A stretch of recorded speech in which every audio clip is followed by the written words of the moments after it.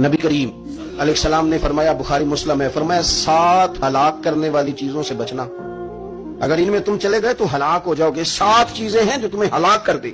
یا رسول اللہ صلی اللہ علیہ وسلم وہ کون کون سی؟ تو حضور نے فرمایا اللہ کے ساتھ شریک نہ کرنا، ہلاک ہو جاؤ گے۔ دوسرا نبی پاک صلی اللہ علیہ وسلم نے فرمایا جادو نہ کرنا، ہلاک ہو جاؤ گے، ہلاک۔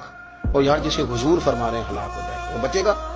نبی پاک صلی اللہ علیہ وسلم نے تیسرے نمبر پر فرمایا جس شخص کے قتل کرنے کو اللہ نے حرام قرار دیا ہے اسے قتل نہ کرنا، ہلاک ہو جاؤ گے۔ چوتھے نمبر پر رسول پاک علیہ السلام نے فرمایا سود نہ کبھی بھی کھانا، ہلاک ہو جاؤ گے، ہلاک۔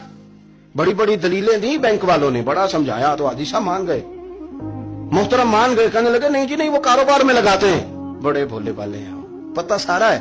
اور دیکھو سب کاموں کے باوجود مستقل بینکوں میں پیسے اس اکاؤنٹ میں رکھے ہوئے ہیں جہاں سے مستقل سود آتا ہے۔ حضور نے فرمایا نہ کرنا یہ کام۔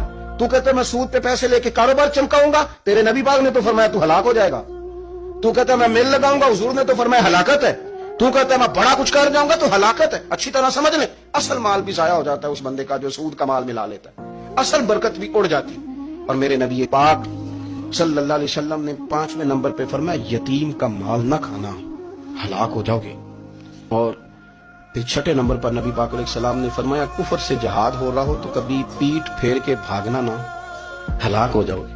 اور 7ویں نمبر پر اللہ کے رسول نے فرمایا بے قصور اور بے گناہ عورت پر تہمت نہ لگانا۔